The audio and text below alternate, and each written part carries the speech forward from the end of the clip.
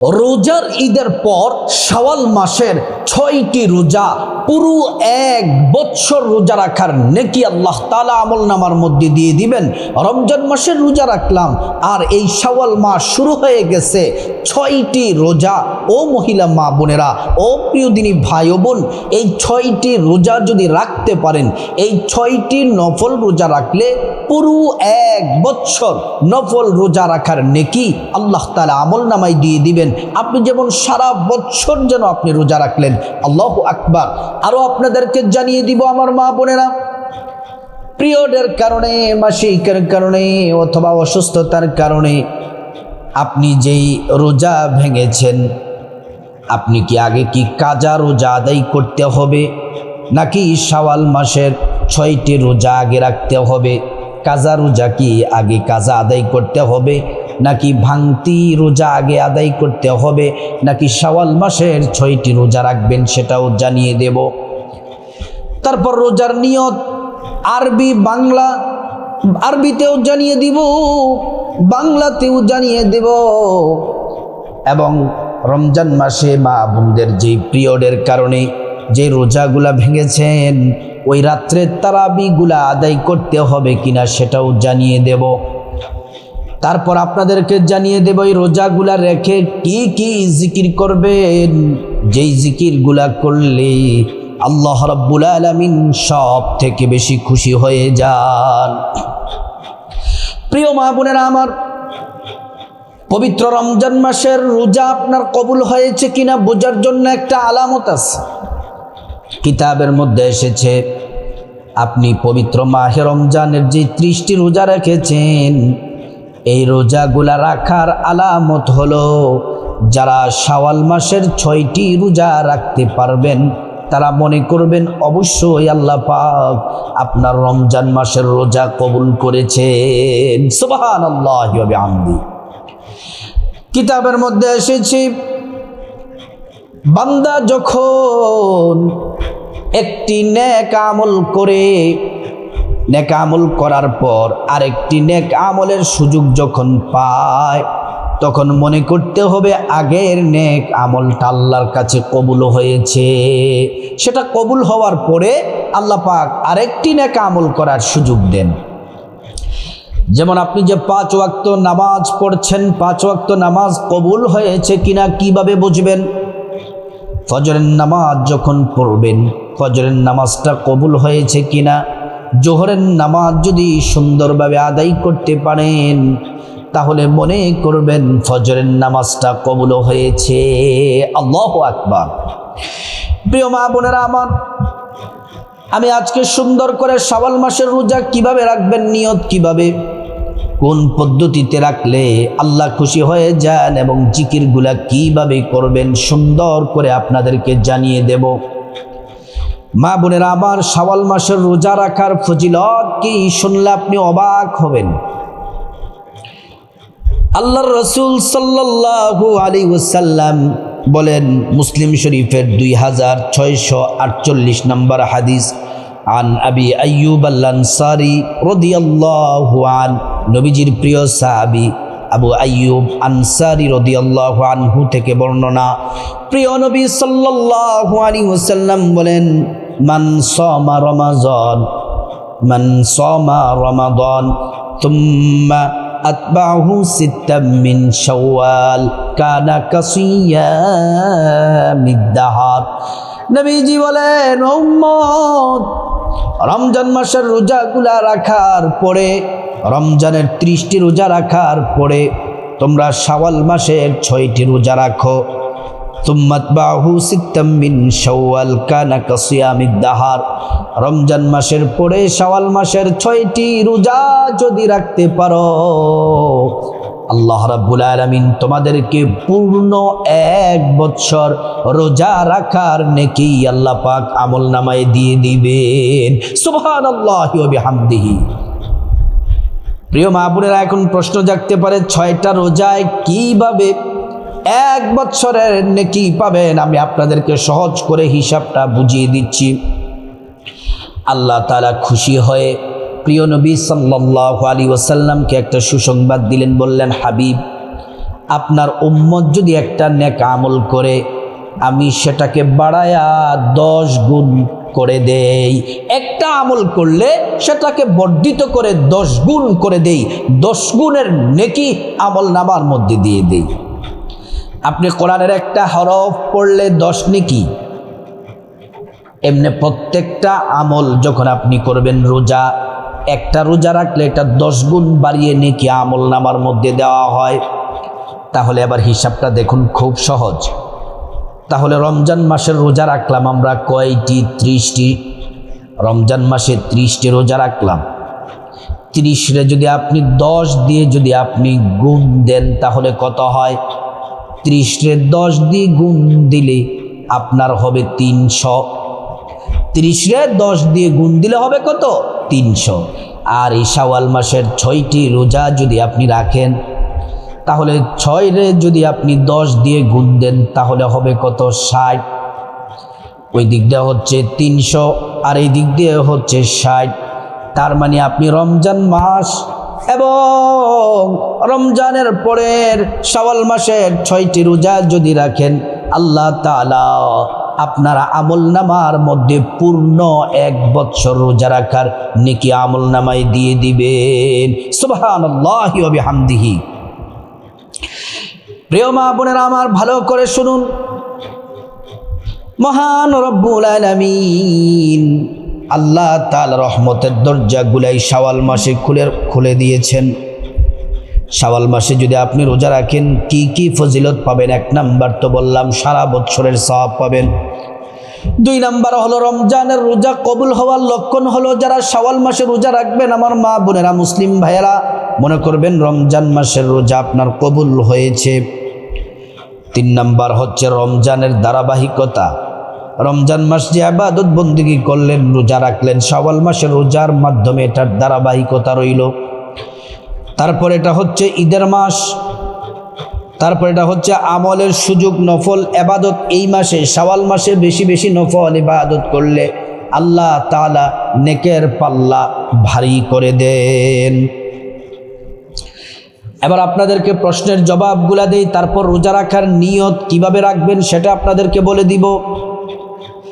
যেই সকল মা বোনেরা পিরিয়ডের কারণে, মাসিকের কারণে আপনাদের রোজা ভেঙেছেন, মহিলাদের মাসিক তো সর্বনিম্ন 3 দিন, সর্বোচ্চ 10 দিন।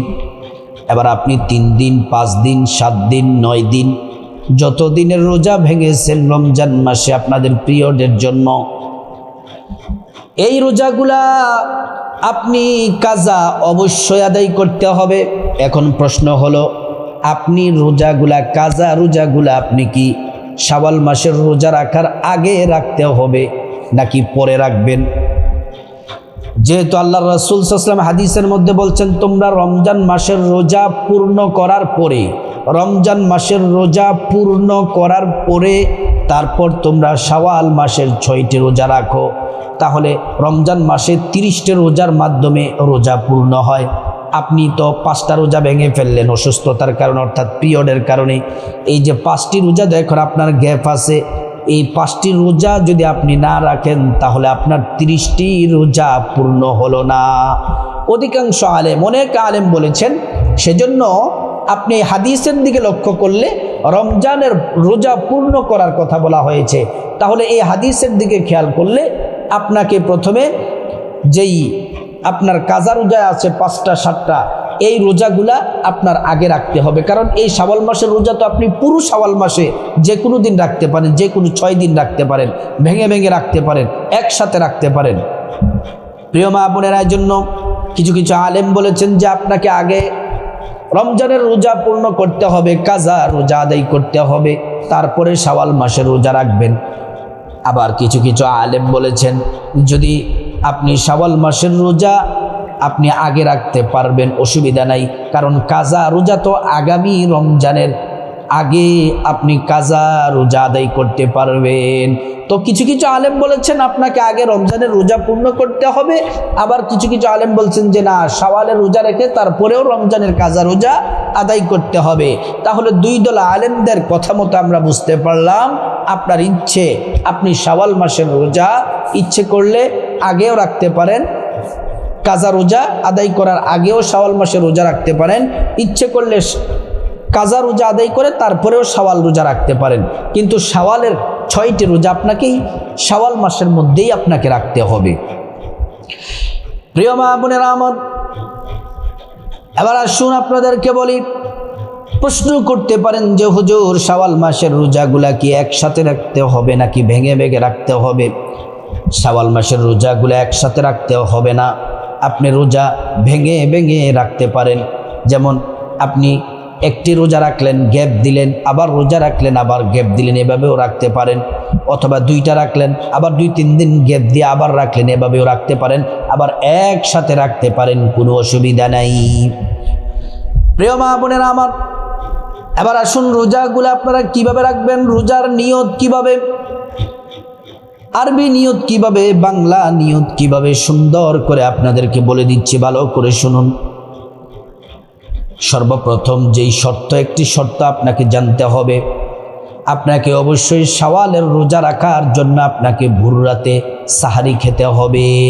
নবীজি সাল্লাল্লাহু আলাইহি ওয়াসাল্লাম বলছেন, সাহারির মধ্যে আছে কল্যাণ আর আল্লাহ পাকের রহমত। ইহুদিরা, অন্যান্য ধর্মের মানুষেরা সাহারি তারা না খেয়ে রোজা রাখে, সাহারি খায় না, না খেয়ে রোজা রাখে।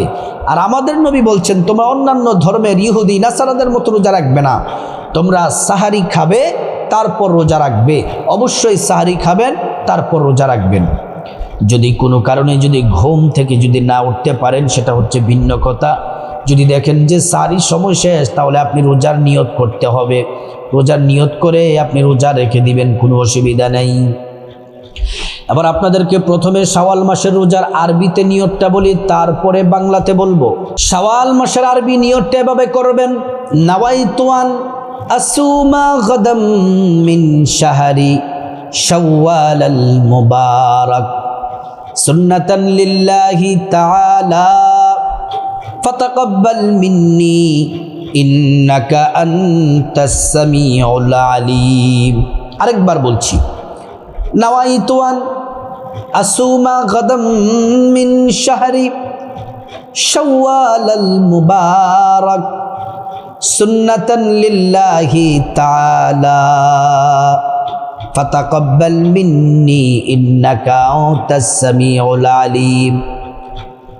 আরবিতে যদি না পারেন কোনো অসুবিধা নাই, বাংলাতে নিয়ত করলেই হবে। বাংলাতে নিয়তটা এভাবে করবেন, আমি আল্লাহর সন্তুষ্টির জন্যে শাওয়াল মাসের সুন্নাত রোজা রাখার নিয়ত করছি। আরেকবার বলছি, আমি আল্লাহর সন্তুষ্টির জন্যে শাওয়াল মাসের সুন্নাত রোজা রাখার নিয়ত করছি। অথবা এটাকে আপনি নফলও বলতে পারেন, আমি আল্লাহর সন্তুষ্টির জন্যে শাওয়াল মাসের নফল রোজা রাখার নিয়ত করছি।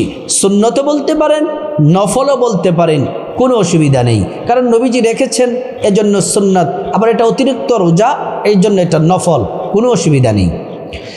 প্রিয় মা বোনেরা, তারপরে সারাদিন রোজা রাখবেন, রোজা রেখে গুনাহ থেকে নিজেকে বাঁচিয়ে রাখবেন, গুনাহের কাজ করবেন না। রোজাগুলা রেখে 6টি জিকির করবেন। 1 নাম্বার হলো দুরূদ শরীফ পড়বেন 11 বার, সাল্লাল্লাহু আলাইহি ওয়াসাল্লাম, সাল্লাল্লাহু আলাইহি ওয়াসাল্লাম। আল্লাহ তাআলা একবার দুরূদ পড়লে 10টি গুনাহ মাফ করে দেন, 10টি নেকি দান করেন, 10টি মর্যাদা আল্লাহ তাআলা বাড়িয়ে দেন।